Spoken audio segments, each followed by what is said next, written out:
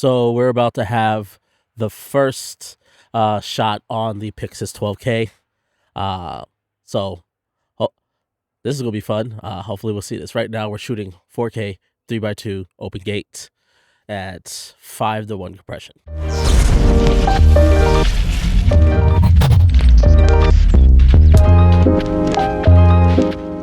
What's good, everybody? James Jackson here, back again with another video. If you're new here, I do tips, tricks, news, and reviews for the film and video making industry. So if this is content that you like, definitely make sure to hit that subscribe button and hit that bell so you can stay up to date on all the content going forth. So today, I'm actually going to be talking about what probably is going to be the biggest talk, especially going from Creator Fam.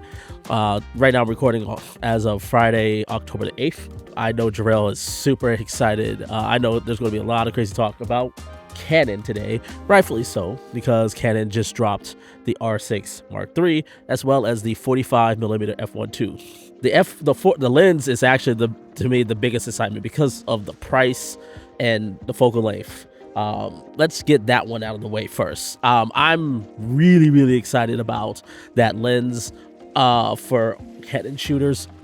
Even though I am not a Canon shooter myself, I am a right now I'm still working with Blackmagic as well as Sony. So E mount and L mount is sort of where my day is live. So probably not going to get it anytime soon, but that's okay. I think people are going to be super excited, especially given the price. It's less than $500. I believe it's like $470. It's like $470, somewhere around there. I'll put the proper price in text, so to make sure. But still, this was something I never thought I would see the day Canon do, when Canon would release an f1.2 lens at such an accessible price range. Kind of like what we have with the R6 Mark III, but here we are. And everything I like that I've heard about is great. It's light, it's compact. A couple things for me, it's just like for cameras that may not have IBIS, embodied image stabilization, like the R50V, especially if there's crop. There's no IBIS in that. Kind of wish there was more, especially since Canon is sort of known for its stabilized lenses. But that's fine. For $470, this is a bargain price of especially an f1.2 lens. So you're going to get some really shallow depth of field options. Now it is an STM motor, which means that it is going to be not as fast as some of the L glass, and it's not as weather sealed, and it's not as quality built as the L glass. But just given the fact of what it still is great glass in terms of the optics, in terms of the image that it produces. It is still great quality in that regard. You get great image quality out of a glass at a very affordable price. So and by the way, if you guys are interested in any of these products, the lens or the R6, I have affiliate links both in the description and in the pinned commentary. It really helps the channel out, to help the channel grow, and also help keep funding and keep allowing me to do these things. So no cost of your own, but it does help. All right, let's get to the big one that everybody talks about, which is the Canon R6 Mark III, which essentially is the Canon C50 with 90 to 95% of the features, with some additional features that wasn't in the C50 at a lower price. So highlight features are: it will shoot 7K RAW up to 60 frames a second. It will shoot 7K RAW open gate, 3x2 open gate, up to 30 frames a second. It will shoot 4K up to 120 frames a second. 4K up to 60 frames per second is oversampled from the 7K sensor. It is the same sensor as the C50, so you get backside illumination, so it should be great in low light. But there are, of course, some differences between the C50 and the R6 Mark III. Key differences: different body design. This is definitely more of traditional mirrorless style body for cameras, whereas the C50 is more boxy oriented. It's FX3 style, really designed to sort of rig up and sort of customize as you want to.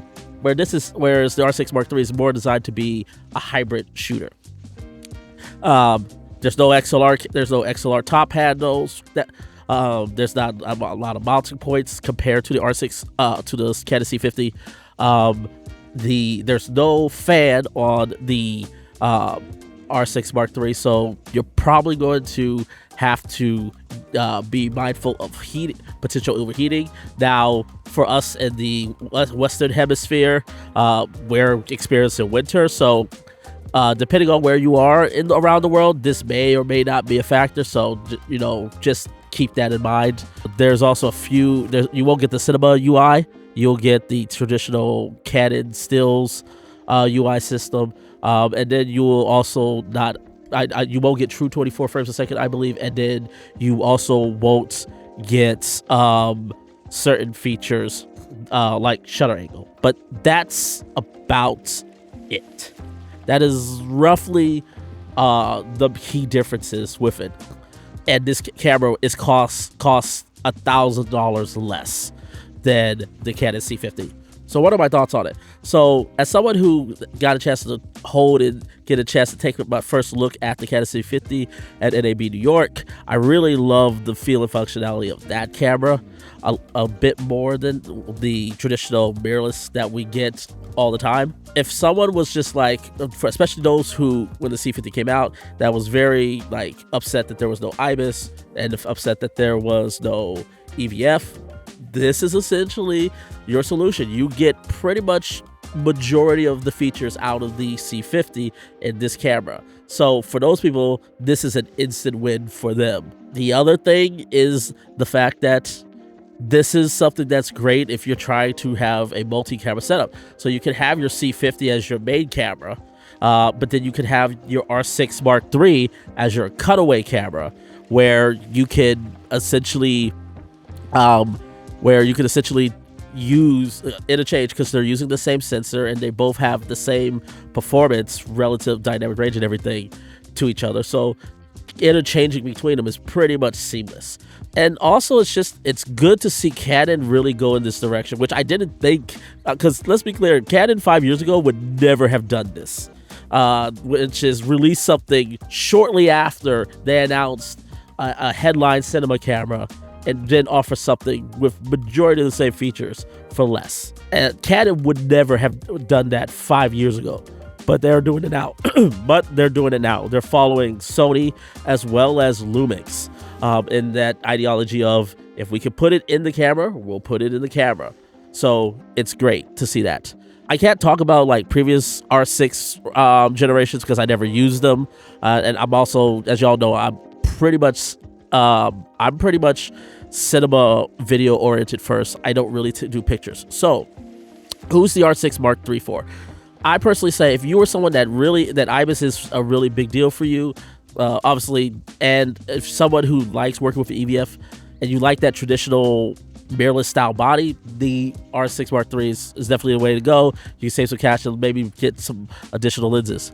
However, if you're in an area where you do work a lot with a sound person and you want to run sound directly to the camera to make sure you got some backups, if you're a run and gun shooter and you want to make sure that you can get the mic directly to the camera, high quality mics to there, as with great preamps, as well as if you want to make sure you don't have to ever worry about considering overheating, you want security, reliability, and you want access to higher both audio and video, then the C50 is the way to go.